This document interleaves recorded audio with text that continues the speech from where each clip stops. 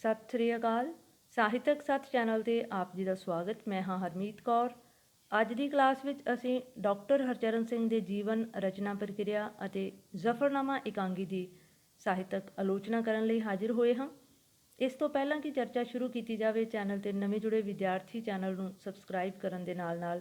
ਬੈਲ ਦਾ button ਵੀ ਦਬਾ ਸਕਦੇ ਹੋ ਤਾਂ ਜੋ ਆਉਣ ਵਾਲੀਆਂ ਵੀਡੀਓਜ਼ ਤੁਹਾਡੇ ਤੱਕ ਸਮੇਂ ਸਿਰ ਪੁੱਜਦੀਆਂ ਰਹਿਣ। ਸਾਹਿਤਕ ਸੱਥ ਚੈਨਲ ਦੀ ਪਲੇਲਿਸਟ ਦੇ ਵਿੱਚ ਜਾ ਕੇ ਆਪਣੀ ਕਲਾਸ ਦੇ ਨਾਲ ਸੰਬੰਧਿਤ ਪਲੇਲਿਸਟ ਨੂੰ ਖੋਲ੍ਹ ਕੇ ਉਸ ਵਿੱਚ ਹੁਣ ਤੱਕ ਜਾਰੀ ਕੀਤੀਆਂ ਲੈਕਚਰ ਲੜੀਆਂ ਵੀ ਸੁਣ ਸਕਦੇ ਹੋ ਅਤੇ ਸਾਹਿਤਕ ਸੱਥ ਚੈਨਲ ਨੂੰ ਆਪਣੇ ਹੋਰ ਵਿਦਿਆਰਥੀ ਸਾਥੀਆਂ ਦੇ ਨਾਲ ਵੀ ਸਾਂਝਾ ਕਰਦੇ ਰਹਿਣਾ ਤਾਂ ਜੋ ਵੱਧ ਤੋਂ ਵੱਧ ਵਿਦਿਆਰਥੀ ਇਸ ਚੈਨਲ ਦੇ ਨਾਲ ਜੁੜ ਕੇ ਆਪਣੀ ਪੜ੍ਹਾਈ ਨੂੰ ਸਮੇਂ ਸਿਰ ਅਤੇ ਸੁਚਾਰੂ ਢੰਗ ਦੇ ਨਾਲ ਜਾਰੀ ਰੱਖ ਸਕਣ।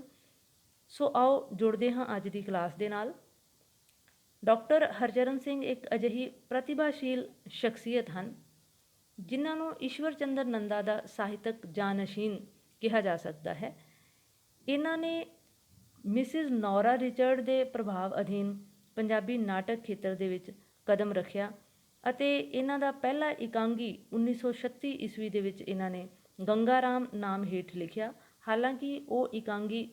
ਪ੍ਰਕਾਸ਼ਿਤ ਤਾਂ ਨਹੀਂ ਸੀ ਹੋ ਸਕਿਆ, ਪਰ ਫਿਰ ਵੀ ਜੋ ਈਸ਼ਵਰ ਚੰਦਰ ਨੰਦਾ ਤੋਂ ਬਾਅਦ ਡਾਕਟਰ ਹਰਚਰਨ ਸਿੰਘ ਦੀ ਪੰਜਾਬੀ ਇਕਾਂਗੀ ਜਾਂ ਨਾਟਕ ਖੇਤਰ ਦੇ ਵਿੱਚ ਇੱਕ ਜੋ ਪਛਾਣ ਸੀ ਜਾਂ ਪ੍ਰਤਿਭਾ ਸੀ ਉਹ ਉਜਾਗਰ ਹੋ ਗਈ। ਇਹਨਾਂ ਨੇ ਵੀ ਨੰਦਾ ਵਾਂਗ ਆਪਣੇ ਸਮਕਾਲੀ ਜੀਵਨ ਦੀਆਂ ਜੋ ਸਮੱਸਿਆਵਾਂ ਸਨ, ਜੋ ਸਮਕਾਲੀ ਸਮਾਜ ਦੀਆਂ ਜੋ ਬੁਰਾਈਆਂ ਸਨ ਜਾਂ ਊਣਤਾਈਆਂ ਜਾਂ ਖਾਮੀਆਂ ਸਨ, ਉਹਨਾਂ ਨੂੰ ਆਪਣੀ ਨਾਟਕੀ ਕਿਰਤਾਂ ਦੇ ਵਿੱਚ ਮਾਧਿਅਮ ਬਣਾ ਕੇ ਪੇਸ਼ ਕੀਤਾ ਜਾਂ ਵਿਸ਼ੇ ਵਜੋਂ ਪ੍ਰਗਟਾਇਆ ਅਤੇ ਆਪਣੇ ਉਹਨਾਂ ਨਾਟ ਕਿਰਤਾਂ ਦੇ ਵਿੱਚ ਜਾਂ ਇਕਾਂਗੀਆਂ ਦੇ ਵਿੱਚ ਜੋ ਪਾਤਰ ਸਨ ਉਹਨਾਂ ਦਾ ਮਨੋਵਿਗਿਆਨਿਕ ਵਿਸ਼ਲੇਸ਼ਣ ਕਰਨ ਦਾ ਸਫਲ ਯਤਨ ਕੀਤਾ। ਇਹਨਾਂ ਦਾ ਜਨਮ 10 ਦਸੰਬਰ 1914 ਈਸਵੀ ਨੂੰ ਚੱਕ ਨੰਬਰ 576 ਨੇੜੇ ਨਨਕਾਣਾ ਸਾਹਿਬ, ਜ਼ਿਲ੍ਹਾ ਸ਼ੇਖੂਪੁਰਾ, ਪਾਕਿਸਤਾਨ ਵਿੱਚ ਹੋਇਆ। ਇਹਨਾਂ ਦਾ ਜੱਦੀ ਪਿੰਡ ਔੜਾਪੁਰ ਜਲੰਧਰ ਸੀ। ਇਹ ਵੀ ਸੇਖੋਂ ਵਾਂਗ ਮੂਲ ਰੂਪ ਦੇ ਵਿੱਚ ਭਾਰਤੀ ਪੰਜਾਬ ਦੇ ਨਾਲ ਸੰਬੰਧ ਰੱਖਦੇ ਸਨ ਇਹਨਾਂ ਦੇ ਪੁਰਖੇ, ਪਰ ਅੰਗਰੇਜ਼ਾਂ ਦੁਆਰਾ ਵਸਾਈਆਂ ਗਈਆਂ 12 ਦੇ ਵਿੱਚ ਇਹਨਾਂ ਦੇ ਮਾਤਾ ਪਿਤਾ ਜੋ ਜਾ ਕੇ ਵਸ ਗਏ ਸਨ, ਸੋ ਇਹਨਾਂ ਦਾ ਜਨਮ ਵੀ ਉੱਥੇ ਹੀ ਹੋਇਆ। ਇਹਨਾਂ ਨੇ MA ਇਤਿਹਾਸ ਅਤੇ ਪੰਜਾਬੀ ਦੀ ਸਿੱਖਿਆ ਹਾਸਲ ਕਰਨ ਦੇ ਨਾਲ PhD ਪੰਜਾਬੀ ਦੇ ਵਿੱਚ ਹਾਸਲ ਕੀਤੀ। ਕਿੱਤੇ ਵਜੋਂ ਇਹ ਪ੍ਰੋਫੈਸਰ ਸਨ ਔਰ ਦਿੱਲੀ ਯੂਨੀਵਰਸਿਟੀ ਦੇ ਵਿੱਚ ਇਹਨਾਂ ਨੇ ਆਪਣੀਆਂ ਸੇਵਾਵਾਂ ਨਿਭਾਈਆਂ ਅਤੇ ਪੰਜਾਬੀ ਯੂਨੀਵਰਸਿਟੀ ਪਟਿਆਲਾ ਦੇ ਵਿੱਚ ਵੀ ਇਹ ਕਾਫੀ ਲੰਬਾ ਸਮਾਂ ਬਤੌਰ ਵਿਭਾਗ ਦੇ ਮੁਖੀ ਵਜੋਂ ਕੰਮ ਕਰਦੇ ਰਹੇ ਅਤੇ ਮੌਤ ਇਹਨਾਂ ਦੀ 2006 ਈਸਵੀ ਦੇ ਵਿੱਚ ਚੰਡੀਗੜ੍ਹ ਵਿਖੇ ਹੋਈ। ਪੰਜਾਬੀ ਸਾਹਿਤ ਦੇ ਵਿੱਚ ਇਹਨਾਂ ਦੀ ਜੋ ਦੇਣ ਹੈ ਉਹ ਵੱਖ-ਵੱਖ ਖੇਤਰਾਂ ਦੇ ਵਿੱਚ ਹੈ। ਭਾਵ ਇਹਨਾਂ ਨੇ ਸਾਹਿਤ ਦੀ ਵੱਖ-ਵੱਖ ਵਿਧਾਵਾਂ ਦੇ ਬਾਰੇ ਲਿਖਿਆ, ਪਰ ਇਹਨਾਂ ਨੂੰ ਮੂਲ ਪਛਾਣ ਜੋ ਹੈ ਉਹ ਨਾਟਕ ਅਤੇ ਇਕਾਂਗੀ ਦੇ ਖੇਤਰ ਦੇ ਵਿੱਚ ਹਾਸਲ ਹੋਈ। ਨਾਟਕ ਅਤੇ ਇਕਾਂਗੀ ਜੋ ਇਹਨਾਂ ਦੁਆਰਾ ਲਿਖੇ ਗਏ, ਉਹਨਾਂ ਦੇ ਵਿਸ਼ੇ ਇਹਨਾਂ ਨੇ ਇਤਿਹਾਸਕ ਮਹੱਤਵ ਵਾਲੇ ਰੱਖੇ ਜਾਂ ਇਤਿਹਾਸਕ ਜਾਂ ਧਾਰਮਿਕ ਸ਼ਖਸੀਅਤਾਂ ਜਾਂ ਉਸ ਸਮੇਂ ਦੀਆਂ ਇਤਿਹਾਸਕ ਜਾਂ ਧਾਰਮਿਕ ਘਟਨਾਵਾਂ ਸਨ, ਉਹਨਾਂ ਨੂੰ ਆਪਣੇ ਇਕਾਂਗੀਆਂ ਦਾ ਵਿਸ਼ਾ ਬਣਾ ਕੇ ਪੇਸ਼ ਕੀਤਾ। ਇਹਨਾਂ ਦੁਆਰਾ ਰਚਿਤ ਨਾਟਕ ਸੰਗ੍ਰਹਿ ਕੱਲ੍ਹ, ਅੱਜ ਅਤੇ ਭਲਕ ਨੂੰ ਭਾਰਤੀ ਸਾਹਿਤ ਅਕਾਦਮੀ ਵਜੋਂ ਜੋ ਹੈ ਸਨਮਾਨ ਹਾਸਿਲ ਹੋਇਆ ਅਤੇ ਭਾਸ਼ਾ ਵਿਭਾਗ ਪੰਜਾਬ ਦੁਆਰਾ ਵੀ ਇਹਨਾਂ ਨੂੰ ਦੀ ਇਸ ਨਾਟਕੀ ਕਿਰਤ ਨੂੰ ਜੋ ਹੈ ਸਾਲ ਦੀ ਸਰਵਸ਼੍ਰੇਸ਼ਠ ਜਾਂ ਸਰਵੋਤਮ ਕਿਰਤ ਵਜੋਂ ਸਤਿਕਾਰਿਆ ਗਿਆ। ਇਕਾਂਗੀ ਸੰਗ੍ਰਹਿ ਵੀ ਇਹਨਾਂ ਦੇ ਜੀਵਨ ਲੀਲਾ, ਸਪਤਰਿਸ਼ੀ, ਪੰਜ ਗੀਟੜਾ, ਪੰਜ ਪ੍ਰਧਾਨ, ਮੁੜਕੇ ਦੀ ਖੁਸ਼ਬੂ, ਜ਼ਫਰਨਾਮਾ ਅਤੇ ਮੇਰੇ ਚੋਣਵੇਂ ਇਕਾਂਗੀ ਹਨ। ਜਿਵੇਂ ਕਿ ਨਾਟਕਾਂ ਦੇ ਨਾਮ ਤੋਂ ਵੀ ਜ਼ਾਹਿਰ ਹੁੰਦਾ ਹੈ ਕਿ ਇਹ ਇਤਿਹਾਸਕ ਅਤੇ ਧਾਰਮਿਕ ਘਟਨਾਵਾਂ ਦੇ ਨਾਲ ਸੰਬੰਧਿਤ ਸਨ, ਜਿਵੇਂ ਰਾਜਾ ਪੋਰਸ, ਕਮਲਾ ਕੁਮਾਰੀ, ਰੱਤਾ ਸਾਲੂ, ਸ਼ੋਭਾ ਸ਼ਕਤੀ, ਚਮਕੌਰ ਦੀ ਗੜੀ, ਮਿੱਟੀ ਧੁੰਦ ਜਗ ਚਾਨਣ ਹੋਵਾ, ਲਹਿੰਦੇ ਦਾ ਨੂਰ, ਮਸੀਹਾ ਸੂਲੀ 'ਤੇ ਮੁਸਕਰਾਇਆ, ਦੇਖ ਕਬੀਰਾ ਰੋਇਆ, ਰਾਣੀ ਜਿੰਦਾਂ, ਕਾਮਾ ਗਾਟਾ ਮਾਰੂ ਅਤੇ ਸ਼ੁਭ ਕਰਮਨ 'ਤੇ ਕਬਹੂ ਨਾ ਟਰੂ। ਨਾਟਕ ਅਤੇ ਇਕਾਂਗੀ ਦੇ ਨਾਲ ਇਹਨਾਂ ਨੇ ਕਹਾਣੀ ਦੇ ਖੇਤਰ ਵਿੱਚ ਵੀ ਆਪਣੀ ਕਲਮ ਅਜ਼ਮਾਈ ਔਰ ਨਵੀਂ ਸਵੇਰ ਅਤੇ ਸਿੱਪੀਆਂ ਨਾਮ ਦੇ ਕਹਾਣੀ ਸੰਗ੍ਰਹਿ ਭੇਟ ਕੀਤੇ। ਖੋਜ ਇਹਨਾਂ ਨੇ ਪੰਜਾਬੀ ਨਾਟ ਪਰੰਪਰਾ 'ਤੇ ਕੀਤੀ। ਪੰਜਾਬੀ ਸਾਹਿਤ ਧਾਰਾ ਅਤੇ ਪੰਜਾਬੀ ਬਾਤਚੀਤ ਪੁਸਤਕਾਂ ਦਾ ਇਹਨਾਂ ਨੇ ਸੰਪਾਦਨ ਕੀਤਾ ਆਲੋਚਨਾ ਦੇ ਖੇਤਰ ਵਿੱਚ ਇਹਨਾਂ ਨੇ ਨਾਟਕਕਾਰ ਨੰਦਾ ਦੇ ਜੀਵਨ ਸੰਬੰਧੀ ਆਲੋਚਨਾ ਦੀ ਪੁਸਤਕ ਭੇਟ ਕੀਤੀ ਅਤੇ ਇਤਿਹਾਸ ਦੀ ਦ੍ਰਿਸ਼ਟੀ ਤੋਂ ਇਹਨਾਂ ਨੇ ਪੰਜਾਬੀ ਸਾਹਿਤ ਦਾ ਇਤਿਹਾਸ ਅਤੇ ਭਾਰਤ ਦਾ ਇਤਿਹਾਸ ਲਿਖ ਕੇ ਆਪਣਾ ਪੰਜਾਬੀ ਸਾਹਿਤ ਦੇ ਵਿੱਚ ਨਿਵੇਕਲਾ ਯੋਗਦਾਨ ਪਾਇਆ ਔਰ ਆਪਣੇ ਆਪ ਨੂੰ ਇੱਕ ਬਹੁਪੱਖੀ ਪ੍ਰਤਿਭਾ ਵਜੋਂ ਸਥਾਪਿਤ ਕੀਤਾ। ਇਹਨਾਂ ਨੂੰ ਜੋ ਹੈ ਇਹਨਾਂ ਦੀਆਂ ਨਾਟਕੀ ਕਿਰਤਾਂ ਦੇ ਆਧਾਰ 'ਤੇ ਵੱਖ-ਵੱਖ ਸਨਮਾਨ ਵੀ ਵੱਖ-ਵੱਖ ਵੇਲਿਆਂ 'ਤੇ ਹਾਸਿਲ ਹੁੰਦੇ ਰਹੇ। ਭਾਰਤੀ ਸਾਹਿਤ ਅਕਾਦਮੀ ਦੁਆਰਾ ਇਹਨਾਂ ਨੂੰ ਪੁਰਸਕ੍ਰਿਤ ਕੀਤਾ ਗਿਆ। ਭਾਸ਼ਾ ਵਿਭਾਗ ਪੰਜਾਬ ਵੱਲੋਂ ਵੀ ਇਹਨਾਂ ਨੂੰ ਸਨਮਾਨ ਹਾਸਿਲ ਹੋਇਆ। ਫੈਲੋਸ਼ਿਪ ਇਹਨਾਂ ਨੂੰ ਪੰਜਾਬੀ ਸਾਹਿਤ ਅਕਾਦਮੀ ਲੁਧਿਆਣਾ ਵੱਲੋਂ ਹਾਸਿਲ ਹੋਈ ਅਤੇ ਇਸੇ ਪੰਜਾਬੀ ਸਾਹਿਤ ਅਕਾਦਮੀ ਲੁਧਿਆਣਾ ਨੇ ਇਹਨਾਂ ਨੂੰ ਸਰਵ ਸ਼੍ਰੇਸ਼ਠ ਸਾਹਿਤਕਾਰ ਦਾ ਅਵਾਰਡ ਦੇ ਕੇ ਵੀ ਨਿਵਾਜਿਆ। ਚੰਡੀਗੜ੍ਹ ਪ੍ਰਸ਼ਾਸਨ ਵੱਲੋਂ ਇਹਨਾਂ ਨੂੰ ਰੋਲ ਆਫ ਆਨਰ ਦਾ ਜੋ ਸਨਮਾਨ ਦੇ ਕੇ ਇਹਨਾਂ ਨੂੰ ਸਨਮਾਨਿਤ ਕੀਤਾ ਗਿਆ ਔਰ ਚੰਡੀਗੜ੍ਹ ਆਰਟ ਕੌਂਸਲ ਦੇ ਇਹ ਚੇਅਰਮੈਨ ਵੀ ਰਹੇ। ਸੋ ਸਾਹਿਤਕ ਰਚਨਾਵਾਂ ਦੇ ਵਾਂਗ ਇਹਨਾਂ ਦੀ ਮਾਣ ਸਨਮਾਨ ਦੇ ਵਿੱਚ ਵੀ ਝੋਲੀ ਜੋ ਹੈ ਨਕੋ ਨਕ ਭਰੀ ਹੋਈ ਹੈ। ਇਹਨਾਂ ਨੇ ਆਪਣੀਆਂ ਰਚਨਾਵਾਂ ਦੇ ਵਿੱਚ ਜੋ ਕਿ ਇਹਨਾਂ ਦੀਆਂ ਸਾਹਿਤਕ ਕਿਰਤਾਂ ਸਨ ਉਹਨਾਂ ਦੇ ਵਿੱਚ ਵੰਨ ਸੁਵੰਨੇ ਜੋ ਰੰਗ ਭਰਨ ਦੇ ਲਈ ਵੰਨ ਸੁਵੰਨੀਆਂ ਜੋ ਜਿਵੇਂ ਨਾਟਕ ਲਿਖੇ ਹਨ ਅਤੇ ਨਾਟਕਾਂ ਦੇ ਜੋ ਵਿਸ਼ੇ ਹਨ ਜਿਵੇਂ ਰਾਜਾ ਪੋਰਸ ਹੈ, ਖੇਡਣ ਦੇ ਦਿਨ ਚਾਰ, ਅਣਜੋੜ ਅਤੇ ਦੋਸ਼ ਨਾਟਕ ਜੋ ਹਨ ਇਹਨਾਂ ਨਾਟਕਾਂ ਦੇ ਵਿੱਚ ਉਹਨਾਂ ਨੇ ਦੁਖਾਂਤ, ਸੁਖਾਂਤ, ਰੋਮਾਂਸਿਕ ਅਤੇ ਇਤਿਹਾਸਕ ਘਟਨਾਵਾਂ ਦੀ ਜਾਂ ਇਤਿਹਾਸਕ ਨਾਟਕਾਂ ਦੀ ਵੰਨਗੀ ਪੇਸ਼ ਕੀਤੀ ਹੈ। ਕਮਲਾ ਕੁਮਾਰੀ ਇਹਨਾਂ ਦੁਆਰਾ ਰਚਿਤ ਪਹਿਲਾ ਨਾਟਕ ਹੈ ਜਿਸ ਵਿੱਚ ਮੱਧਕਾਲ ਦੀ ਇੱਕ ਪ੍ਰੀਤ ਗਾਥਾ ਨੂੰ ਪੇਸ਼ ਕੀਤਾ ਗਿਆ ਹੈ। ਇਸੇ ਤਰ੍ਹਾਂ ਇਹਨਾਂ ਨੇ ਰਾਜਾ ਪੋਰਸ ਨਾਂ ਦਾ ਇਤਿਹਾਸਕ ਨਾਟਕ ਲਿਖਿਆ। ਦੂਰ ਦੁਰਾਡੇ ਸ਼ਹਿਰੋਂ ਅਤੇ ਖੇਡਣ ਦੇ ਦਿਨ ਚਾਰ ਇਹਨਾਂ ਦੇ ਸਮਾਜਿਕ ਜੋ ਨਾਟਕ ਹਨ ਜਾਂ ਇਕਾਂਗੀ ਹਨ। ਇਹਨਾਂ ਦੀ ਖਾਸੀਅਤ ਇਹ ਹੈ ਕਿਉਂਕਿ ਇਹ ਪਿੰਡ ਦੇ ਵਿੱਚ ਜਨਮੇ ਪਲੇ ਅਤੇ ਸ਼ਹਿਰੀ ਜੀਵਨ ਜਾਚ ਦੇ ਨਾਲੇ ਬਹੁਤ ਲੰਮਾ ਸਮਾਂ ਜੁੜੇ ਰਹਿਣ ਸਦਕਾ ਇਹਨਾਂ ਨੂੰ ਪੇਂਡੂ ਅਤੇ ਸ਼ਹਿਰੀ ਦੋਵਾਂ ਜੋ ਸੰਸਕ੍ਰਿਤੀਆਂ ਸਨ ਜਾਂ ਦੋਵੇਂ ਸੱਭਿਆਚਾਰ ਸਨ ਉਹਨਾਂ ਦਾ ਜੋ ਹੈ ਬੜਾ ਨੇੜਿਓਂ ਇਹਨਾਂ ਨੂੰ ਅਨੁਭਵ ਹਾਸਲ ਸੀ। ਸੋ ਇਹਨਾਂ ਨੇ ਪੇਂਡੂ ਅਤੇ ਸ਼ਹਿਰੀ ਦੋਹਾਂ ਦੀਆਂ ਜੀਵਨ ਜਾਚਾਂ ਨੂੰ ਜੋ ਹੈ ਆਪਣੇ ਨਾਟਕਾਂ ਦਾ ਵਿਸ਼ਾ ਵੀ ਬਣਾਇਆ ਅਤੇ ਪੇਂਡੂ ਅਤੇ ਸ਼ਹਿਰੀ ਜੀਵਨ ਦਾ ਜੋ ਸਮਾਜਿਕ ਦੁਖਾਂਤ ਹੈ ਉਸ ਦੀਆਂ ਗੁੰਝਲਾਂ ਨੂੰ ਵੀ ਪੇਸ਼ ਕੀਤਾ ਅਤੇ ਉਹਨਾਂ ਗੁੰਝਲਾਂ ਨੂੰ ਖੋਲ੍ਹਣ ਦੀ ਕੋਸ਼ਿਸ਼ ਕਰਦਿਆਂ ਹੋਇਆਂ ਉਹਨਾਂ ਸਮੱਸਿਆਵਾਂ ਦਾ ਜੋ ਹੈ ਹੱਲ ਲੱਭਣ ਦੇ ਲਈ ਸੁਝਾਅ ਵੀ ਪੇਸ਼ ਕੀਤੇ। ਇਹਨਾਂ ਦੁਆਰਾ ਰਚਿਤ ਜਿੰਨੇ ਵੀ ਇਕਾਂਗੀ ਜਾਂ ਨਾਟਕ ਸਨ ਕਿਉਂਕਿ ਇਹ ਵੱਖ-ਵੱਖ ਸਕੂਲਾਂ, ਕਾਲਜਾਂ ਜਾਂ ਯੂਨੀਵਰਸਿਟੀ ਦੀਆਂ ਸਟੇਜਾਂ ਦੀ ਸ਼ੋਭਾ ਵਧਾਉਂਦੇ ਰਹੇ। ਇਹਨਾਂ ਨੇ ਨਾਟ ਮੰਡਲੀਆਂ ਬਣਾ ਕੇ ਪੰਜਾਬ ਦੇ ਵੱਖ-ਵੱਖ ਖਿੱਤਿਆਂ ਦੇ ਵਿੱਚ ਜਾ ਕੇ ਪੇਂਡੂ ਭਾਈਚਾਰੇ ਨੂੰ ਜੋ ਹੈ ਸਮਕਾਲੀ ਮੁੱਦਿਆਂ ਦੇ ਪ੍ਰਤੀ ਜਾਗਰੂਕ ਕੀਤਾ ਜਾਂ ਸੁਚੇਤ ਕੀਤਾ ਔਰ ਵੱਡੇ ਮਹਾਨਗਰਾਂ ਦੇ ਵਿੱਚ ਵੀ ਇਹਨਾਂ ਦੁਆਰਾ ਜੋ ਨਾਟਕ ਜਾਂ ਨਾਟ ਮੰਡਲੀਆਂ ਤਿਆਰ ਕੀਤੀਆਂ ਗਈਆਂ ਉਹਨਾਂ ਨੇ ਉੱਥੋਂ ਦੇ ਜਨ ਜੀਵਨ ਨੂੰ, ਉੱਥੋਂ ਦੀ ਲੋਕਾਈ ਨੂੰ ਜੋ ਹੈ ਜਾਗਰੂਕ ਕਰਨ ਦੇ ਲਈ ਵੱਡਾ ਰੋਲ ਅਦਾ ਕੀਤਾ। ਇਹਨਾਂ ਦੁਆਰਾ ਜੋ ਇਕਾਂਗੀ ਜ਼ਫਰਨਾਮਾ ਲਿਖਿਆ ਗਿਆ ਕਿਉਂਕਿ ਇਹ BA ਭਾਗ ਪਹਿਲਾ ਦੇ ਸਿਲੇਬਸ ਦੇ ਵਿੱਚ ਲੱਗਿਆ ਹੋਇਆ ਬਹੁਰੰਗੀ ਇਕਾਂਗੀ ਪੁਸਤਕ ਜੋ ਹੈ ਉਸ ਦੇ ਵਿੱਚ ਸ਼ਾਮਿਲ ਕੀਤਾ ਗਿਆ ਹੈ। ਇਹ ਇਕਾਂਗੀ ਬਹੁਰੰਗੀ ਇਕਾਂਗੀ ਪੁਸਤਕ ਦਾ ਇੱਕ ਹਿੱਸਾ ਹੈ, ਇੱਕ ਅੰਗ ਹੈ। ਜ਼ਫਰਨਾਮਾ ਜਿਵੇਂ ਕਿ ਇਸ ਦੇ ਨਾਮ ਤੋਂ ਹੀ ਸਪਸ਼ਟ ਹੈ ਕਿ ਇਹ ਫਾਰਸੀ ਭਾਸ਼ਾ ਦਾ ਸ਼ਬਦ ਹੈ ਔਰ ਜ਼ਫਰਨਾਮਾ ਤੋਂ ਭਾਵ ਹੈ ਜਾਂ ਇਸ ਦਾ ਅਰਥ ਹੈ ਜਿੱਤ ਦੀ ਚਿੱਠੀ। ਭਾਵ ਮੁਗਲ ਬਾਦਸ਼ਾਹ ਔਰੰਗਜ਼ੇਬ ਨੂੰ ਗੁਰੂ ਗੋਬਿੰਦ ਸਿੰਘ ਜੀ ਨੇ ਜੋ ਇੱਕ ਫਾਰਸੀ ਦੇ ਵਿੱਚ ਜ਼ਫਰਨਾਮਾ ਨਾਮ ਦਾ ਪੱਤਰ ਲਿਖਿਆ ਉਸ ਪੱਤਰ ਨੂੰ ਪੜ੍ਹ ਕੇ ਔਰੰਗਜ਼ੇਬ ਦੀ ਜੋ ਆਤਮਾ ਸੀ ਉਹ ਹਲੂਣੀ ਜਾਂਦੀ ਹੈ ਇੱਕ ਤਰ੍ਹਾਂ ਦੇ ਨਾਲ। ਗੁਰੂ ਗੋਬਿੰਦ ਸਿੰਘ ਜੀ ਨੇ 1705 ਈਸਵੀ ਦੇ ਵਿੱਚ ਆਪਣੇ ਇੱਕ ਖਾਸ ਸੇਵਕ ਭਾਈ ਦਇਆ ਸਿੰਘ ਦੇ ਹੱਥ ਦੀਨਾਨਗਰ ਕਾਂਗੜਾ ਜੋ ਮਾਲਵਾ ਖਿੱਤੇ ਦਾ ਇਲਾਕਾ ਸੀ ਉੱਥੋਂ ਇੱਕ ਇਤਿਹਾਸਕ ਪੱਤਰ ਜ਼ਫਰਨਾਮਾ ਲਿਖ ਕੇ ਦਇਆ ਸਿੰਘ ਨੂੰ ਦੱਖਣ ਵਾਲੇ ਪਾਸੇ ਔਰੰਗਜ਼ੇਬ ਦੇ ਹੱਥ ਤੱਕ ਉਹ ਪੱਤਰ ਪਹੁੰਚਾਉਣ ਦੇ ਲਈ ਖਾਸ ਤਾਕੀਦ ਕਰਕੇ ਭੇਜਿਆ ਔਰ ਇਸ ਪੱਤਰ ਨੂੰ ਔਰੰਗਜ਼ੇਬ ਦੇ ਹੱਥਾਂ ਤੱਕ ਪਹੁੰਚਾਉਣ ਲਈ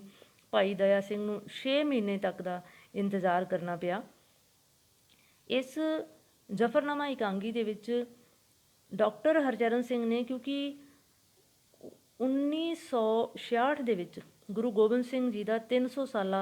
ਜੋ ਸਥਾਪਨਾ ਜੋ ਜਨਮ ਦਿਵਸ ਮਨਾਇਆ ਗਿਆ, ਉਸ ਸਮੇਂ ਇਹ ਇਕਾਂਗੀ ਹੋਂਦ ਦੇ ਵਿੱਚ ਆਇਆ। ਅਸਲ ਦੇ ਵਿੱਚ ਇਸ ਇਕਾਂਗੀ ਨੂੰ ਲਿਖਣ ਦਾ ਜੋ ਕਾਰਨ ਸੀ ਡਾਕਟਰ ਹਰਚਰਨ ਸਿੰਘ ਦਾ, ਉਹ ਇੱਕ ਇਤਿਹਾਸਕ ਘਟਨਾ ਨੂੰ ਪਾਠਕਾਂ ਦੇ ਨਾਲ ਜਾਂ ਸਰੋਤਿਆਂ ਦੇ ਨਾਲ ਸਾਂਝਾ ਕਰਨਾ ਸੀ, ਔਰ ਨਾਲ ਦੀ ਨਾਲ ਇਹ ਵੀ ਜ਼ਾਹਿਰ ਕਰਨਾ ਸੀ ਕਿ ਸਾਹਿਤ ਜੋ ਹੈ ਉਹ ਤਲਵਾਰ ਨਾਲੋਂ ਵੀ ਜ਼ਿਆਦਾ ਕਾਰਗਰ ਹੁੰਦਾ ਹੈ, ਕਿਉਂਕਿ ਤਲਵਾਰ ਜੇਕਰ ਮਨੁੱਖ ਦੇ ਸਿਰਫ ਸਰੀਰ ਨੂੰ ਜ਼ਖਮੀ ਕਰਦੀ ਹੈ, ਤੇ ਸਾਹਿਤਕ ਰਚਨਾਵਾਂ ਜਿਹੜੀਆਂ ਨੇ ਉਹ ਮਨੁੱਖ ਦੀ ਅੰਤਰ ਆਤਮਾ ਤੱਕ ਨੂੰ ਜ਼ਖਮੀ ਕਰਦੀਆਂ ਹਨ, ਹਲੂਣਦੀਆਂ ਹਨ। ਕਿਉਂਕਿ ਜ਼ਫਰਨਾਮਾ ਪੜ੍ਹਨ ਤੋਂ ਬਾਅਦ ਔਰੰਗਜ਼ੇਬ ਦੀ ਆਤਮਾ ਉਸਨੂੰ ਲਾਹਣਤਾਂ ਪਾਉਂਦੀ ਹੈ। ਉਹ ਇੰਨਾ ਖੌਫਜ਼ਦਾ ਹੋ ਜਾਂਦਾ ਹੈ, ਡਰ ਜਾਂਦਾ ਹੈ, ਸਹਿਮ ਜਾਂਦਾ ਹੈ, ਨਾ ਉਸਨੂੰ ਦਿਨੇ ਚੈਨ ਆਉਂਦਾ ਹੈ, ਨਾ ਰਾਤ ਨੂੰ ਨੀਂਦ ਆਉਂਦੀ ਹੈ। ਇੱਥੋਂ ਤੱਕ ਕਿ ਰਾਤਾਂ ਨੂੰ ਡਰਾਉਣੇ ਸੁਪਨੇ ਉਸਨੂੰ ਆਉਂਦੇ ਹਨ, ਔਰ ਉਹਨਾਂ ਸੁਪਨਿਆਂ ਦੇ ਵਿੱਚ ਉਸਨੂੰ ਆਵਾਜ਼ਾਂ ਸੁਣਾਈ ਦਿੰਦੀਆਂ ਹਨ। ਅਸਲ ਦੇ ਵਿੱਚ ਇਹ ਆਵਾਜ਼ ਜਿਹੜੀ ਹੈ ਪ੍ਰਤੀਕ ਹੈ ਕਿ ਜਦੋਂ ਵੀ ਮਨੁੱਖ ਜੋ ਹੈ ਉਹ ਇਕੱਲਾ ਹੁੰਦਾ ਹੈ, ਉਹ ਆਪਣੇ ਆਪੇ ਨਾਲ ਜੁੜਦਾ ਹੈ, ਔਰ ਆਪੇ ਨਾਲ ਜੁੜਿਆ ਮਨੁੱਖ ਜਦੋਂ ਮਨੁੱਖ ਆਪਣੇ ਆਪੇ ਨਾਲ ਜੁੜਦਾ ਹੈ, ਉਸ ਵਕਤ ਉਸਦੀ ਆਤਮਾ ਜਿਹੜੀ ਹੈ ਉਸਨੂੰ ਸਹੀ ਗਲਤ ਦੀ ਪਛਾਣ ਕਰਾਉਂਦੀ ਹੈ। ਕਿਉਂਕਿ ਜਦੋਂ ਮਨੁੱਖ ਆਤਮ ਚਿੰਤਨ ਕਰਦਾ ਹੈ, ਆਤਮ ਮੰਥਨ ਕਰਦਾ ਹੈ, ਤਾਂ ਹਰ ਮਨੁੱਖ ਦੀ ਆਤਮਾ ਉਸਨੂੰ ਸਹੀ ਵਕਤ 'ਤੇ ਸਹੀ ਰਾਹ 'ਤੇ ਚੱਲਣ ਦੀ ਪ੍ਰੇਰਨਾ ਦਿੰਦੀ ਹੈ, ਔਰ ਉਸ ਦੁਆਰਾ ਕੀਤੀਆਂ ਜੋ ਵਧੀਕੀਆਂ ਹਨ ਉਹਨਾਂ ਦੇ ਪ੍ਰਤੀ ਉਹ ਉਸਨੂੰ ਜੋ ਹੈ ਅਨੁਭਵ ਕਰਵਾਉਂਦੀ ਹੈ। ਠੀਕ ਇਹੀ ਦਸ਼ਾ ਜਿਹੜੀ ਹੈ ਔਰੰਗਜ਼ੇਬ ਦੀ ਹੈ। ਜਦੋਂ ਉਸਨੇ ਜ਼ਫਰਨਾਮਾ ਪੱਤਰ ਪੜ੍ਹਿਆ ਹੈ ਗੁਰੂ ਗੋਬਿੰਦ ਸਿੰਘ ਜੀ ਦੁਆਰਾ ਰਚਿਤ, ਤਾਂ ਉਸ ਪੱਤਰ ਨੂੰ ਪੜ੍ਹ ਕੇ ਉਸਦੀ ਆਤਮਾ ਉਸਨੂੰ ਇਹ ਲਾਹਣਤਾਂ ਪਾਉਂਦੀ ਹੈ ਕਿ ਉਸਨੇ ਇੰਨੇ ਵੱਡੀ ਸਲਤਨਤ ਦਾ ਮਾਲਕ ਹੋਣ ਦੇ ਬਾਵਜੂਦ ਵੀ ਆਪਣੀ ਜੋ ਪਰਜਾ ਸੀ ਉਸਦੀ ਭਲਾਈ ਦੇ ਲਈ ਕੋਈ ਕਰਮ ਨਹੀਂ ਕੀਤਾ। ਇੱਥੋਂ ਤੱਕ ਕਿ ਪਰਜਾ ਦਾ ਸ਼ੋਸ਼ਣ ਕੀਤਾ ਹੈ, ਔਰ ਵੱਖ-ਵੱਖ ਧਰਮਾਂ, ਜਾਤਾਂ ਜਾਂ ਜੋ ਫਿਰਕਿਆਂ ਦੇ ਲੋਕ ਸਨ ਉਹਨਾਂ ਨੂੰ ਦਬਾ ਕੇ ਰੱਖਣ ਦੀ ਕੋਸ਼ਿਸ਼ ਕੀਤੀ ਹੈ। ਔਰ ਅੱਜ ਜਦੋਂ ਉਹ ਨਿਤਾਣਾ ਹੋ ਰਿਹਾ ਹੈ, ਉਸ ਦਾ ਜੋ ਰਾਜ ਹੈ ਉਹ ਢਲਾਣ ਵੱਲ ਨੂੰ ਜਾ ਰਿਹਾ ਹੈ, ਸ਼ਕਤੀ ਉਹਦੇ ਹੱਥਾਂ ਦੇ ਵਿੱਚ ਹੁਣ ਜੋ ਹੈ ਸੰਗਠਿਤ ਨਹੀਂ ਰਹਿ ਸਕੀ, ਤਾਂ ਇਸ ਨਿਤਾਣੀ ਜਾਂ ਨਿਰਬਲ ਅਵਸਥਾ ਦੇ ਵਿੱਚ ਉਸ ਨੂੰ ਜੋ ਆਵਾਜ਼ਾਂ ਸੁਣਾਈ ਦੇ ਰਹੀਆਂ ਹਨ, ਕਿਉਂਕਿ ਉਸਦੇ ਰਾਜ ਦੇ ਵਿੱਚ ਨਾਚ ਗਾਣ ਚੱਲ ਰਿਹਾ ਹੈ, ਸ਼ਾਇਰੋ ਸ਼ਾਇਰੀ ਦੀਆਂ ਮਹਿਫਲਾਂ ਸੱਜ ਰਹੀਆਂ ਹਨ, ਬੋਲੇ ਸੋਲ ਨਿਹਾਲ ਦੇ ਜੈਕਾਰੇ ਸੁਣਾਈ ਦੇ ਰਹੇ ਹਨ, ਹਰ ਹਰ ਮਹਾਦੇਵ ਤੇ ਜੈ ਬਜਰੰਗ ਬਲੀ ਦੇ ਨਾਰਿਆਂ ਦੀਆਂ ਆਵਾਜ਼ਾਂ ਆ ਰਹੀਆਂ ਸਨ। ਇਹ ਉਹ ਆਵਾਜ਼ਾਂ ਨੇ ਜਿਨ੍ਹਾਂ ਨੂੰ ਉਸਨੇ ਸਾਰੀ ਉਮਰ ਆਪਣੀ ਸ਼ਕਤੀ ਦੇ ਬਲ ਦੇ ਨਾਲ ਦਬਾਉਣ ਦੀ ਕੋਸ਼ਿਸ਼ ਕੀਤੀ ਸੀ। ਇੱਥੇ ਹਰਚਰਨ ਸਿੰਘ ਇਹ ਵੀ ਦੱਸਣਾ ਚਾਹੁੰਦੇ ਨੇ ਨਾਟਕਕਾਰ ਕਿ ਸ਼ਕਤੀ ਦੇ ਨਾਲ ਅਸੀਂ ਲੋਕਾਂ ਦੇ ਉੱਤੇ ਰਾਜ ਕਰ ਸਕਦੇ ਹਾਂ, ਪਰ ਲੋਕਾਂ ਦੇ ਦਿਲਾਂ 'ਤੇ ਰਾਜ ਕਰਨ ਦੇ ਲਈ ਸ਼ਕਤੀ ਦੀ ਲੋੜ ਨਹੀਂ ਹੁੰਦੀ, ਉਹ ਇੱਕ ਨੀਤੀ ਦੀ ਲੋੜ ਹੁੰਦੀ ਹੈ, ਜਿਹੜੀ ਕਿ ਔਰੰਗਜ਼ੇਬ ਦੇ ਕੋਲ ਨਹੀਂ ਸੀ। ਕਿਉਂਕਿ ਲੋਕ ਪੱਖੀ ਨੀਤੀਆਂ ਦੀ ਉਸਨੇ ਸਿਰਜਣਾ ਨਹੀਂ ਕੀਤੀ, ਔਰ ਉਸਨੇ ਸਾਰੀ ਉਮਰ ਜਨਤਾ ਦਾ ਸ਼ੋਸ਼ਣ ਕਰਨ ਦੇ ਵਿੱਚ ਆਪਣਾ ਧਿਆਨ ਕੇਂਦਰਿਤ ਰੱਖਿਆ ਹੈ, ਔਰ ਉਹ ਆਪਣੇ ਆਪ ਨੂੰ ਉਹ ਸੱਚਾ ਮੁਸਲਮਾਨ ਸਮਝਦਾ ਸੀ। ਪਰ ਇਸ ਜ਼ਫਰਨਾਮੇ ਦੇ ਵਿੱਚ ਗੁਰੂ ਗੋਬਿੰਦ ਸਿੰਘ ਜੀ ਨੇ ਸ਼ਰੇਆਮ ਸਿੱਧਾ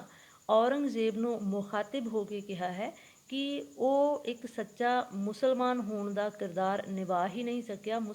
ਸੱਚਾ ਮੁਸਲਮਾਨ ਹੋਣਾ ਤਾਂ ਦੂਰ ਦੀ ਗੱਲ ਹੈ, ਉਹ ਤਾਂ ਇੱਕ ਆਮ ਇਨਸਾਨ ਵੀ ਨਹੀਂ ਬਣ ਸਕਿਆ। ਔਰ ਇਹ ਸੱਚੀਆਂ ਖਰੀਆਂ ਗੱਲਾਂ ਸੁਣ ਕੇ ਔਰੰਗਜ਼ੇਬ ਦੀ ਆਤਮਾ ਜਿਹੜੀ ਹੈ ਉਹ ਇੱਕ ਤਰ੍ਹਾਂ ਦੇ ਨਾਲ ਦਹਿਲ ਜਾਂਦੀ ਹੈ, ਭਾਵ ਉਹਦੀ ਰੂਹ ਕੰਬ ਉੱਠਦੀ ਹੈ, ਕਿਉਂਕਿ ਉਸਨੂੰ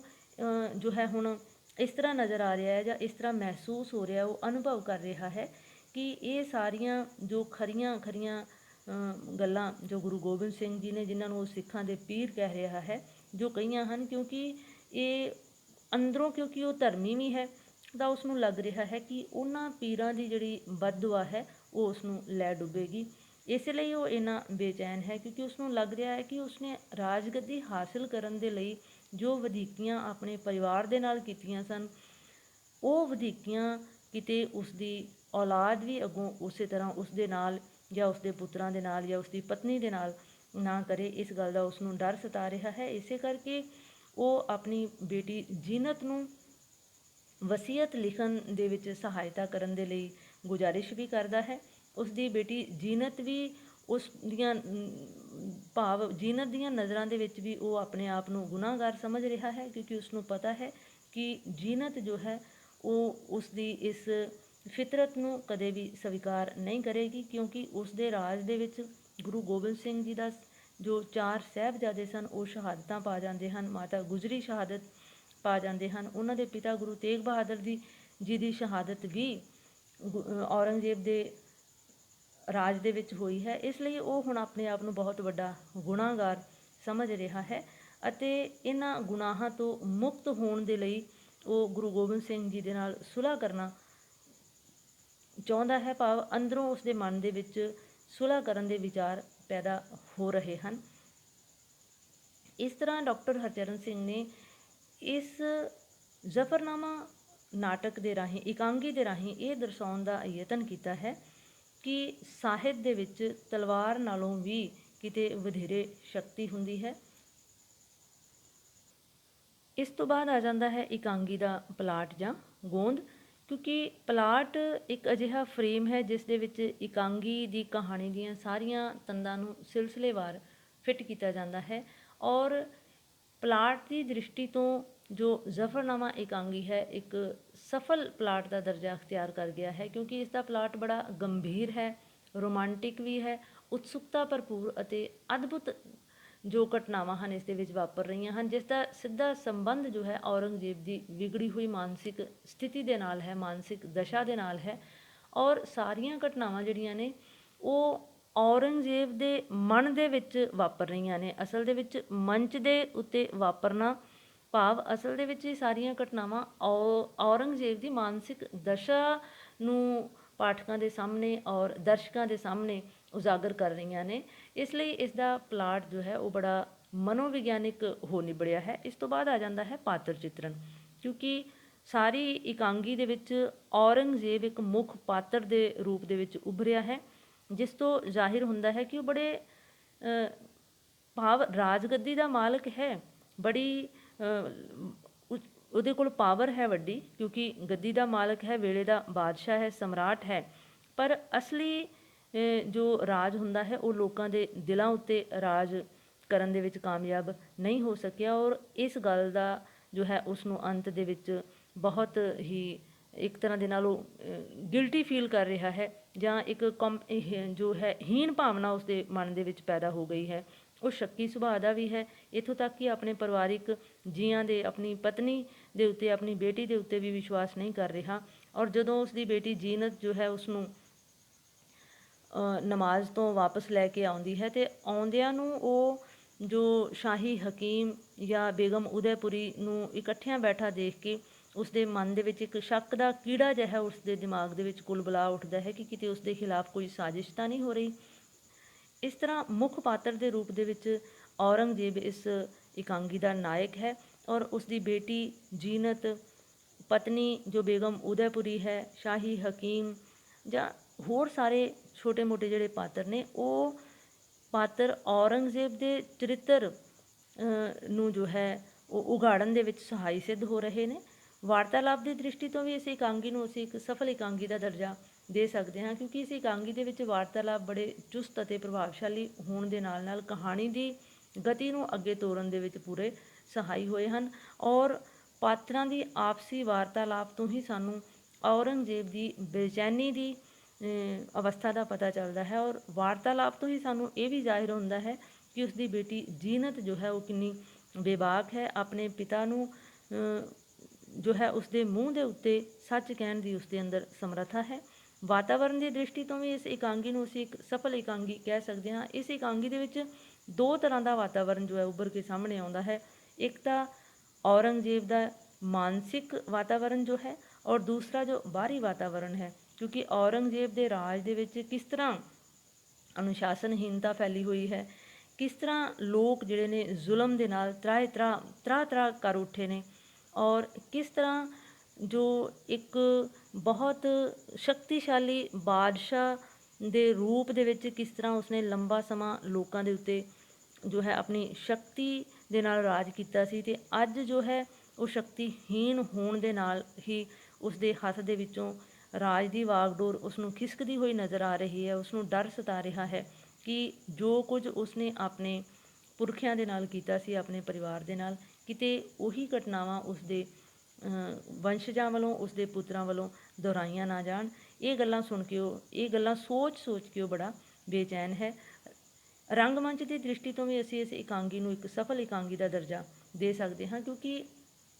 ਇਸ ਇਕਾਂਗੀ ਦੀਆਂ ਸਾਰੀਆਂ ਘਟਨਾਵਾਂ ਜਿਹੜੀਆਂ ਨੇ ਉਹਨਾਂ ਨੂੰ ਰੰਗਮੰਚ ਦੇ ਉੱਤੇ ਬੜੀ ਸਫਲਤਾਪੂਰਵਕ ਪੇਸ਼ ਕੀਤਾ ਜਾ ਸਕਦਾ ਹੈ। ਇਕਾਂਗੀ ਦੇ ਵਿੱਚ ਸਮੇਂ, ਸਥਾਨ ਅਤੇ ਕਾਰਜ ਦੀ ਏਕਤਾ ਨਿਰੰਤਰ ਬਣੀ ਹੋਈ ਹੈ, ਕਿਉਂਕਿ ਸਾਰੀਆਂ ਘਟਨਾਵਾਂ ਲਗਭਗ ਔਰੰਗਜ਼ੇਬ ਦੇ ਸ਼ਾਹੀ ਜੋ ਕਮਰਾ ਹੈ ਉਸ ਦੇ ਵਿੱਚ ਹੀ ਵਾਪਰ ਰਹੀਆਂ ਹਨ। ਗੁਰੂ ਗੋਬਿੰਦ ਸਿੰਘ ਜੀ ਜਾਂ ਭਾਈ ਦਇਆ ਸਿੰਘ ਜੀ ਦੇ ਜੋ ਪਾਤਰ ਹਨ, ਇਹ ਅਸਲ ਦੇ ਵਿੱਚ ਇਹਨਾਂ ਬਾਰੇ ਜ਼ਿਕਰ ਹੈ ਇਸ ਇਕਾਂਗੀ ਦੇ ਵਿੱਚ। ਵੈਸੇ ਵੀ ਜੋ ਸਿੱਖੀ ਮਰਿਆਦਾ ਦੇ ਅਨੁਸਾਰ ਕਿਸੇ ਵੀ ਗੁਰੂ ਪਰਿਵਾਰ ਨੂੰ ਜਾਂ ਗੁਰੂ ਨੂੰ ਜੋ ਹੈ ਮੰਚ ਦੇ ਉੱਤੇ ਦਰਸਾਇਆ ਨਹੀਂ ਜਾ ਸਕਦਾ, ਇਸ ਲਈ ਉਹਨਾਂ ਦੇ ਬਾਰੇ ਜ਼ਿਕਰ ਕਰਕੇ ਹੀ ਉਹਨਾਂ ਦੀ ਅਹਿਮੀਅਤ ਦਾ ਅੰਦਾਜ਼ਾ ਜੋ ਹੈ ਉਹ ਦਰਸ਼ਕਾਂ ਨੂੰ, ਪਾਠਕਾਂ ਨੂੰ ਮਹਿਸੂਸ ਹੋ ਰਿਹਾ ਹੈ। ਉਦੇਸ਼ ਜੋ ਹੈ ਇਸ ਇਕਾਂਗੀ ਦਾ, ਉਦੇਸ਼ ਦੇ ਪੱਖੋਂ ਜੋ ਹੈ ਇਹ ਇਕਾਂਗੀ ਪਾਠਕਾਂ ਦੇ ਜਾਂ ਦਰਸ਼ਕਾਂ ਦੇ ਮਨ ਦੇ ਉੱਤੇ ਬਹੁਤ ਵੱਡਾ ਪ੍ਰਭਾਵ ਪਾਉਣ ਦੇ ਵਿੱਚ ਸਫਲ ਹੋਈ ਹੈ, ਕਿਉਂਕਿ ਇਸ ਦਾ ਮੁੱਖ ਉਦੇਸ਼ ਜੋ ਹੈ ਸਾਹਿਤ ਦੀ ਕਰਤਾਰੀ ਸ਼ਕਤੀ ਨੂੰ ਉਜਾਗਰ ਕਰਨਾ ਹੈ। ਕਿਉਂਕਿ ਜ਼ਫਰਨਾਮਾ ਪੜ੍ਹਨ ਤੋਂ ਬਾਅਦ ਹੀ ਔਰੰਗਜ਼ੇਬ ਦੀ ਮਨੋਸਥਿਤੀ ਡਾਵਾਂਡੋਲ ਹੁੰਦੀ ਹੈ ਅਤੇ ਉਹ ਬੜਾ ਵਿਚਲਿਤ ਹੈ, ਬੜਾ ਖੌਫਜ਼ਦਾ ਹੈ। ਮਾਨਸਿਕ ਤੌਰ 'ਤੇ ਉਸ ਦੀ ਅਵਸਥਾ ਜਿਹੜੀ ਹੈ ਉਸ ਨੂੰ ਪ੍ਰਗਟਾ ਕੇ ਅਸਲ ਦੇ ਵਿੱਚ ਪਾਠਕਾਂ ਦੇ ਜਾਂ ਦਰਸ਼ਕਾਂ ਦੇ ਮਨ ਦੇ ਵਿੱਚ ਉਸ ਦੇ ਪ੍ਰਤੀ ਘ੍ਰਿਣਾ, ਨਫ਼ਰਤ ਪੈਦਾ ਕਰਨਾ ਹੈ। ਕਿਉਂਕਿ ਜੋ ਰਾਜਾ ਜੋ ਹੈ ਆਪਣੀ ਸਲਤਨਤ ਦੇ ਪ੍ਰਤੀ ਜੋ ਹੈ ਕਰੁਣ ਨਹੀਂ ਹੈ, ਉਸ ਦੇ ਪ੍ਰਤੀ ਉਸ ਤੋਂ ਇਹ ਜ਼ਾਹਿਰ ਹੁੰਦਾ ਹੈ ਕਿ ਉਹ ਰਾਜਾ ਜੋ ਹੈ ਬੜਾ ਸੰਵੇਦਨਹੀਨ ਹੈ, ਔਰ ਅਜਿਹੇ ਸੰਵੇਦਨਹੀਨ ਸ਼ਖਸ ਦਾ ਅੰਤ ਜੋ ਹੈ ਇਸੇ ਤਰ੍ਹਾਂ ਦਾ ਹੀ ਹੁੰਦਾ ਹੈ। ਅਤੇ ਨਾਲ ਹੀ ਡਾਕਟਰ ਹਰਚਰਨ ਸਿੰਘ ਨੇ ਇਹ ਦਰਸਾਉਣ ਦਾ ਯਤਨ ਕੀਤਾ ਹੈ ਕਿ ਜੋ ਔਰੰਗਜ਼ੇਬ ਦੀ ਮਾਨਸਿਕ ਸਥਿਤੀ ਹੈ ਉਹ ਅਸਲ ਦੇ ਵਿੱਚ ਜਿਹਾ ਬੀਜੈ ਤਿਹਾ ਲੂਣੈ ਵਾਲੀ ਹੈ, ਕਿਉਂਕਿ ਉਸਨੇ ਆਪਣੇ ਜੀਵਨ ਦੇ ਵਿੱਚ ਕੋਈ ਚੰਗਾ ਕਰਮ ਕੀਤਾ ਹੀ ਨਹੀਂ। ਜੋ ਕੰਡੇ ਉਸਨੇ ਬੀਜੇ ਸਨ ਉਹੀ ਉਸ ਨੂੰ ਹੁਣ ਵੱਢਣੇ ਪੈ ਰਹੇ ਹਨ, ਔਰ ਪੈਸੇ ਦੀ ਲਾਲਸਾ ਨੂੰ ਮੁੱਖ ਰੱਖਦਿਆਂ ਹੋਇਆਂ ਉਸ ਦਾ ਅੰਤ ਜਿਹੜਾ ਹੈ ਉਹ ਇੰਨਾ ਦਰਦਨਾਕ ਹੋ ਰਿਹਾ ਹੈ, ਔਰ ਆਪਣੇ ਅੰਤ ਨੂੰ ਉਹ ਆਪਣੇ ਅੱਖਾਂ ਦੇ ਨਾਲ ਵੇਖ ਰਿਹਾ ਹੈ। ਅਤੇ ਸਭ ਤੋਂ ਵੱਡੀ ਗੱਲ ਕਿ ਸਿੱਖੀ ਜੀਵਨ ਜਾਚ ਦਾ ਜੋ ਸ਼ਾਨਾ ਮਤਾ ਇਤਿਹਾਸ ਹੈ ਉਸ ਨੂੰ ਪਾਠਕਾਂ ਦੇ ਨਾਲ, ਦਰਸ਼ਕਾਂ ਦੇ ਨਾਲ ਸਾਂਝਿਆਂ ਕਰਕੇ ਜਾਂ ਉਹਨਾਂ ਦੇ ਮਨਾਂ ਦੇ ਉੱਤੇ ਜੋ ਹੈ ਸਿੱਖੀ ਜੀਵਨ ਜਾਚ ਜਾਂ ਸਿੱਖੀ ਦੇ ਸ਼ਾਨਾ ਮਤੇ ਇਤਿਹਾਸ ਦੇ ਪ੍ਰਤੀ ਜੋ ਹੈ ਪ੍ਰੇਰਿਤ ਕਰਨਾ ਵੀ ਇਸ ਇਕਾਂਗੀ ਦਾ ਮੁੱਖ ਉਦੇਸ਼ ਹੈ। ਅਸਲ ਦੇ ਵਿੱਚ ਇਹ ਇਕਾਂਗੀ, ਜਿਵੇਂ ਕਿ ਪਹਿਲਾਂ ਵੀ ਦੱਸਿਆ ਗਿਆ ਹੈ ਕਿ 1966 ਈਸਵੀ ਦੇ ਵਿੱਚ ਜਦੋਂ ਗੁਰੂ ਗੋਬਿੰਦ ਸਿੰਘ ਜੀ ਦਾ 300 ਸਾਲਾ ਜੋ ਜਨਮ ਦਿਵਸ ਮਨਾਇਆ ਗਿਆ ਹੈ, ਤਾਂ ਉਸ ਜਨਮ ਉਤਸਵ ਦੇ ਸਮੇਂ ਇਹ ਇਕਾਂਗੀ ਲਿਖਿਆ ਗਿਆ ਹੈ, ਜੋ ਕਿ ਆਪਣੇ ਆਪ ਦੇ ਵਿੱਚ ਇੱਕ ਇਤਿਹਾਸਕ ਇਕਾਂਗੀ ਹੈ। ਸਿਰਲੇਖ ਵੀ ਇਸ ਇਕਾਂਗੀ ਦਾ ਜ਼ਫਰਨਾਮਾ, ਕਿਉਂਕਿ ਉਸ ਇਤਿਹਾਸਕ ਪੱਤਰ ਜ਼ਫਰਨਾਮਾ ਦੇ ਆਲੇ ਦੁਆਲੇ ਘੁੰਮਦਾ ਹੈ ਜਾਂ ਉਸ ਦੀਆਂ ਘਟਨਾਵਾਂ ਇਸ ਇਕਾਂਗੀ ਦਾ ਵਿਸ਼ਾ ਹਨ। ਸੋ ਸਿਰਲੇਖ ਦੀ ਦ੍ਰਿਸ਼ਟੀ ਤੋਂ ਵੀ, ਕਿਉਂਕਿ ਸਿਰਲੇਖ ਛੋਟਾ ਵੀ ਹੈ, ਢੁਕਵਾਂ ਵੀ ਹੈ, ਫਬਮਾ ਵੀ ਹੈ, ਔਰ ਇਕਾਂਗੀ ਦੀਆਂ ਸਾਰੀਆਂ ਘਟਨਾਵਾਂ ਜ਼ਫਰਨਾਮਾ ਦੇ ਆਲੇ ਦੁਆਲੇ ਹੀ ਘੁੰਮਦੀਆਂ ਹਨ। ਔਰ ਭਾਸ਼ਾ ਸ਼ੈਲੀ ਇਸ ਇਕਾਂਗੀ ਦੀ ਜੋ ਹੈ ਇਹ ਕਿਉਂਕਿ ਫਾਰਸੀ ਰੰਗਤ ਵਾਲੀ ਹੈ, ਕਿਉਂਕਿ ਔਰੰਗਜ਼ੇਬ ਦਾ ਰਾਜ ਸੀ ਉਸ ਸਮੇਂ ਜੋ ਉਰਦੂ ਫਾਰਸੀ ਦਾ ਬੋਲਬਾਲਾ ਸੀ, ਔਰ ਗੁਰੂ ਗੋਬਿੰਦ ਸਿੰਘ ਜੀ ਜੋ ਸਨ ਉਹ ਬੇਹੱਦ ਉੱਚ ਕੋਟੀ ਦੇ ਵਿਦਵਾਨ ਸਨ। ਉਹ ਧਨੁਸ਼ਧਾਰੀ ਹੀ ਨਹੀਂ ਸਨ, ਇਕੱਲੇ ਤਲਵਾਰ ਦੀਆਂ ਜੋ ਸਨ ਉਹਨਾਂ ਭਾਵ ਤਲਵਾਰ ਦੇ ਧਨੀ ਹੀ ਨਹੀਂ ਸਨ, ਉਹ ਕਲਮ ਦੇ ਵੀ ਇੰਨੇ ਧਨੀ ਸਨ ਕਿ ਉਹ ਵੇਲੇ ਦੇ ਬਾਦਸ਼ਾਹ ਨੂੰ ਜੋ ਹੈ ਫਾਰਸੀ ਦੇ ਵਿੱਚ ਅਜਿਹਾ ਜ਼ਫਰਨਾਮਾ ਲਿਖਦੇ ਹਨ ਜਿਸ ਨੂੰ ਪੜ੍ਹ ਕੇ ਉਸ ਦੀ ਜੋ ਮਾਨਸਿਕ ਸਥਿਤੀ ਹੈ ਉਹ ਡਾਵਾਂਡੋਲ ਹੋ ਜਾਂਦੀ ਹੈ। ਔਰ ਇਹ ਹਿੰਮਤ ਜਾਂ ਇਹ ਜ਼ੁਰਤ ਵੀ ਗੁਰੂ ਗੋਬਿੰਦ ਸਿੰਘ ਜਿਹੀ ਮਹਾਨ ਸ਼ਖਸੀਅਤ ਦੇ ਹਿੱਸੇ ਹੀ ਆਉਂਦੀ ਹੈ ਕਿ ਉਹਨਾਂ ਦੀ ਕਲਮ ਜੋ ਹੈ ਉਹ ਉਹਨਾਂ ਦੀ ਤਲਵਾਰ ਨਾਲੋਂ ਵੀ ਜ਼ਿਆਦਾ ਸ਼ਕਤੀਸ਼ਾਲੀ ਹੈ ਜਾਂ ਸਮਰੱਥ ਹੈ। ਇੱਥੋਂ ਤੱਕ ਕਿ ਜਦੋਂ ਗੁਰੂ ਨਾਨਕ ਦੇਵ ਜੀ ਨੇ ਵੀ ਵੇਲੇ ਦੇ ਬਾਦਸ਼ਾਹ ਬਾਬਰ ਨੂੰ ਲਲਕਾਰਿਆ ਸੀ, ਠੀਕ ਉਸੇ ਤਰ੍ਹਾਂ ਗੁਰੂ ਗੋਬਿੰਦ ਸਿੰਘ ਜੀ ਨੇ ਆਪਣੀ ਇਸ ਕਿਰਤ, ਇਸ ਇਤਿਹਾਸਕ ਪੱਤਰ ਜ਼ਫਰਨਾਮਾ ਦੇ ਰਾਹੀਂ ਉਸ ਵੇਲੇ ਦੇ ਜੋ ਜ਼ੁਲਮ ਦਾ ਪ੍ਰਤੀਕ ਬਾਦਸ਼ਾਹ ਔਰੰਗਜ਼ੇਬ ਸੀ ਉਸ ਨੂੰ ਜੋ ਹੈ ਵੰਗਾਰਿਆ ਵੀ ਹੈ, ਔਰ ਉਸ ਦੇ ਗੁਨਾਹਾਂ ਦੇ ਪ੍ਰਤੀ ਉਸ ਨੂੰ ਜੋ ਹੈ ਇੱਕ ਸ਼ੀਸ਼ਾ ਵਿਖਾਉਣ ਵਾਲਾ ਜੋ ਇੱਕ ਕਾਰਜ ਕੀਤਾ ਹੈ, ਔਰ ਇਸ ਕਾਰਜ ਦੇ ਵਿੱਚ ਉਹ ਪੂਰੀ ਤਰ੍ਹਾਂ ਸਫਲ ਵੀ ਰਹੇ ਹਨ। ਕਿਉਂਕਿ ਇਸ ਇਕਾਂਗੀ ਦੇ ਵਿੱਚ ਡਾਕਟਰ ਹਰਚਰਨ ਸਿੰਘ ਦਾ ਜੋ ਮੁੱਖ ਮਕਸਦ ਸੀ ਉਹ ਨੇਕੀ ਅਤੇ ਬਦੀ ਦੇ ਜੋ ਦੋ ਵਿਰੋਧੀ ਆਪਸ ਦੇ ਵਿੱਚ ਵਿਚਾਰ ਹਨ ਜਾਂ ਵਿਰੋਧੀ ਜੋ ਘਟਨਾਵਾਂ ਹਨ, ਭਾਵ ਜੋ ਇਹਨਾਂ ਦੀ ਵਿਰੋਧੀ ਮਾਨਸਿਕਤਾ ਹੈ, ਜਿਵੇਂ ਗੁਰੂ ਗੋਬਿੰਦ ਸਿੰਘ ਜੀ ਜੋ ਨੇਕੀ ਦੇ ਪ੍ਰਤੀਕ ਹਨ ਔਰ ਔਰੰਗਜ਼ੇਬ ਜੋ ਬਦੀ ਦਾ ਪ੍ਰਤੀਕ ਹੈ, ਔਰ ਨੇਕੀ ਤੇ ਬਦੀ ਦੀ ਆਪਸੀ ਟੱਕਰ ਦੇ ਵਿੱਚ ਅੰਤ ਨੂੰ ਨੇਕੀ ਦੀ ਜਿੱਤ ਦਿਖਾਈ ਹੈ। ਕਿਉਂਕਿ ਗੁਰੂ ਗੋਬਿੰਦ ਸਿੰਘ ਜੀ ਖਲਕਤ ਦੀਆਂ ਜਾਂ ਔਰੰਗਜ਼ੇਬ ਬਾਦਸ਼ਾਹ ਦੀਆਂ ਨਜ਼ਰਾਂ ਦੇ ਵਿੱਚ ਹਾਰ ਕੇ ਵੀ ਜਿੱਤ ਜਾਂਦੇ ਹਨ, ਔਰ ਔਰੰਗਜ਼ੇਬ ਬਾਦਸ਼ਾਹ ਜੋ ਹੈ ਇਹਨਾਂ ਜੋ ਹੈ ਉਹਨਾਂ ਦਾ ਵਿਨਾਹ ਕਰਨ ਦੇ ਬਾਵਜੂਦ ਵੀ ਅੰਤ ਆਪਣੇ ਆਪ ਨੂੰ ਹਾਰਿਆ ਹੋਇਆ ਮਹਿਸੂਸ ਕਰ ਰਿਹਾ ਹੈ, ਔਰ ਇਹੀ ਇਸ ਇਕਾਂਗੀ ਦੀ ਸਭ ਤੋਂ ਵੱਡੀ ਕਲਾਤਮਕ ਸਮਰੱਥਾ ਹੈ। ਸੋ ਸਿੱਟੇ ਵਜੋਂ, ਨਿਚੋੜ ਵਜੋਂ ਜਾਂ ਨਿਸ਼ਕਰਸ਼ ਰੂਪ ਦੇ ਵਿੱਚ ਕਿਹਾ ਜਾ ਸਕਦਾ ਹੈ ਕਿ ਜ਼ਫਰਨਾਮਾ ਇਕਾਂਗੀ ਡਾਕਟਰ ਹਰਚਰਨ ਸਿੰਘ ਦਾ ਲਿਖਿਆ ਹੋਇਆ ਇੱਕ ਬਿਹਤਰੀਨ ਇਕਾਂਗੀ ਹੈ। ਸੋ ਉਮੀਦ ਹੈ ਕਿ ਵਿਦਿਆਰਥੀਆਂ ਨੂੰ ਜ਼ਫਰਨਾਮਾ ਇਕਾਂਗੀ ਦੇ ਸਾਹਿਤਕ ਮਹੱਤਵ ਬਾਰੇ ਪੂਰੇ ਵਿਸਤਾਰ ਦੇ ਵਿੱਚ ਸਪਸ਼ਟਤਾ ਦੇ ਨਾਲ ਇਹ ਵਿਸ਼ਾ ਸਪਸ਼ਟ ਹੋ ਗਿਆ ਹੋਵੇਗਾ। ਫਿਰ ਵੀ ਜੇ ਕਿਸੇ ਵਿਦਿਆਰਥੀ ਦੇ ਮਨ ਦੇ ਵਿੱਚ ਕੋਈ ਸ਼ੰਕਾ ਹੋਵੇ, ਕਮੈਂਟ ਬਾਕਸ ਦੇ ਵਿੱਚ ਜਾ ਕੇ ਕੋਈ ਕਮੈਂਟ ਕਰ ਸਕਦੇ ਹਨ, ਜਾਂ ਆਪਣੇ ਜੋ ਵੀ ਉਹਨਾਂ ਦੇ ਸ਼ੰਕੇ ਹਨ ਜਾਂ ਕੋਈ ਸਮੱਸਿਆਵਾਂ ਹਨ ਉਹਨਾਂ ਦੇ ਬਾਰੇ ਵੀ ਕਮੈਂਟ ਕਰਕੇ ਪੁੱਛ ਸਕਦੇ ਹਨ। ਸੋ ਇਸ ਇਕਾਂਗੀ ਨੂੰ ਸੁਣਦੇ ਰਹਿਣਾ ਅਤੇ ਆਪਣੇ ਹੋਰ ਵਿਦਿਆਰਥੀ ਸਾਥੀਆਂ ਦੇ ਨਾਲ ਵੀ ਸਾਂਝਾ ਕਰਨਾ ਨਾ ਭੁੱਲਣਾ। ਮਿਲਾਂਗੇ ਅਗਲੇ ਵੀਡੀਓ ਦੇ ਵਿੱਚ, ਤਦ ਤੱਕ ਲਈ ਇਜਾਜ਼ਤ। ਧੰਨਵਾਦ।